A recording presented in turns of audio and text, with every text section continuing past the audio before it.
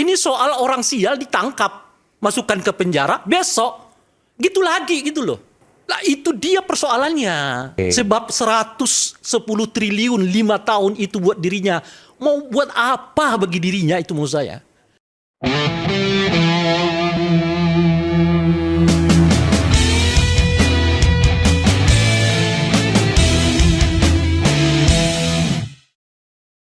Ini pernyataan yang cukup menarik dari Pak Sudirman Said, bahwa tidak mungkin mereka otonom, tidak mungkin mereka berdiri sendiri. Ada kekuatan lain di atasnya. Ada yang ingin Anda sampaikan? Pertama kan, sepanjang yang kita kenali watak korupsi di Indonesia itu selalu dilakukan secara berjamaah.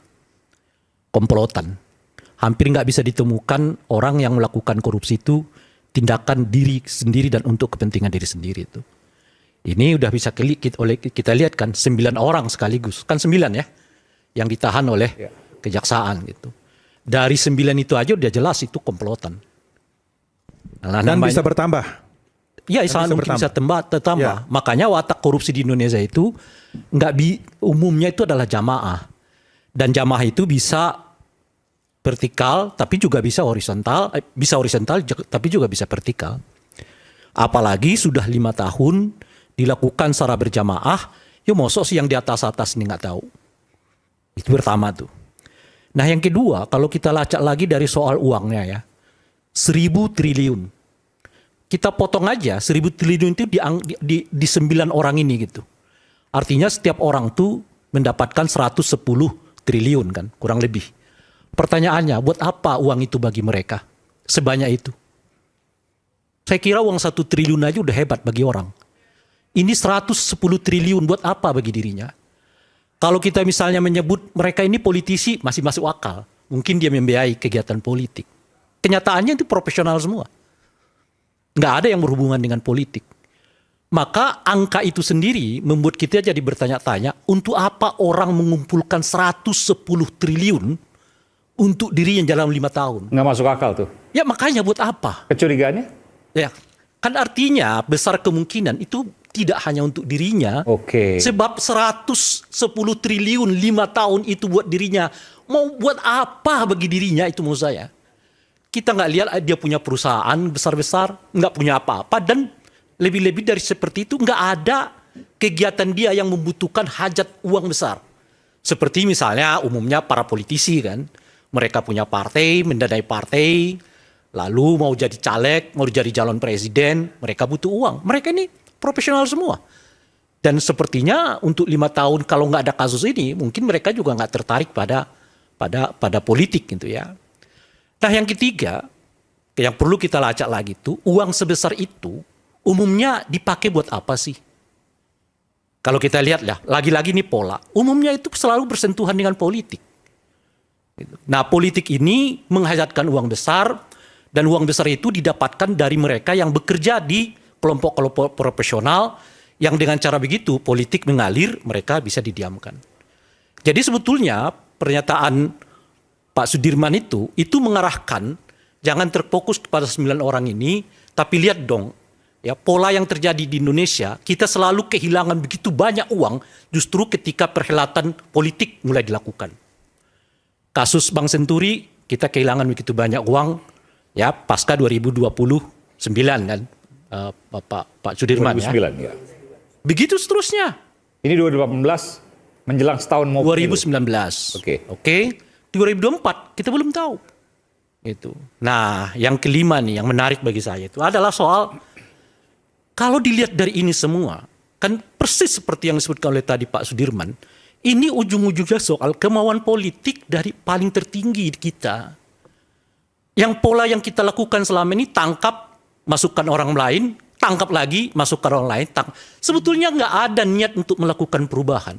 Yang ada adalah bagaimana orang dimasukkan ke dalam satu sistem, orang itu kemudian tanda kutip diperas, kalau udah selesai merasnya, butuh kepentingan politik lain, tendang dia, masukkan orang lain. Kan Petral ini,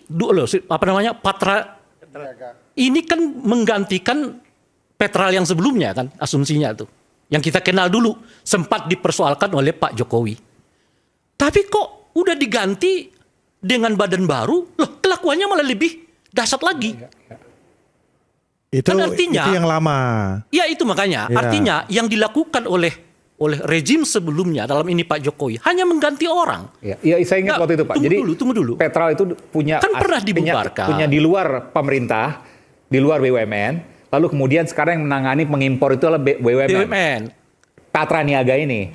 Iya, Ternyata juga luar biasa. Luar biasa kan kurang lebih sama. Dulu kan Petral itu dipersoalkan karena dianggap terlalu dominan di dalam hal mengelola impor minyak bumi dan Pertamina macam-macam. Tapi bukan aktornya sama. Lah itu dia persoalannya. Kan yang saya mau katakan itu Bung Aiman, apa yang berubah? Nggak ada. Ini soal orang sial ditangkap, masukkan ke penjara, besok gitu lagi gitu loh. Jadi Bung Rey prihatin terhadap orang-orang ini sekarang. Nggak Yang kemarin prihatin. Yang kita mau katakan itu adalah benar nggak nih Pak Prabowo punya keinginan untuk melakukan perubahan? Ini udah dilakukan perubahan 20 tahun mungkin lebih. Nanti Bang Sudirman Said akan bisa menyatakan masalah situ. Ini merupakan Tunggu dulu Bung. Anda tertib.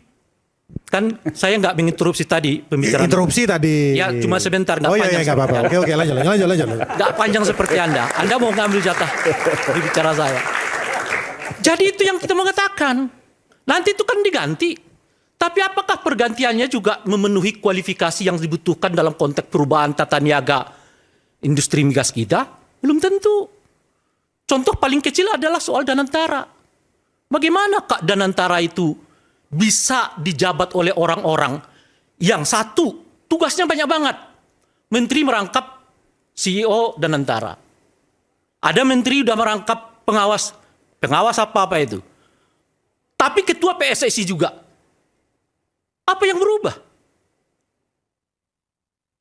Itu yang saya katakan. Jadi mengelola uang negara yang begitu besar itu, saya nggak kurang tahu persisnya lah ya.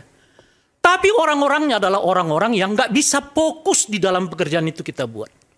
Dua presiden masuk di dalam sebagai pengawas, yang satunya kita persoalkan dulu soal Bank Senturi, lalu kita persoalkan soal Hambalang, presiden yang lain adalah soal IKN, soal masuk di OCCRP, macam-macam dan seterusnya itu, lalu jadi Dewan Pengawas yang bernama Danantara. Jadi kita hanya mulai dicoba dihipnotis oleh penangkapan-penangkapan, tapi sebetulnya tidak ada nuansa perubahan di dalam. Kalau mau berubah tuh cek dulu Pak, ya kan? Apakah mungkin seorang ketua PSSI, menteri masuk juga ngelola uang sebegitu besar? Seorang menteri masuk ke dalam sebuah badan yang ngelola juga begitu besar uang Republik. Itu namanya konflik kepentingan. Kalau benar-benar ada kemauan untuk melakukan perubahan. Belum lagi misalnya kita dengar ada menteri yang mengangkat adiknya jadi staf ahli. Nggak ditegur oleh presiden tuh.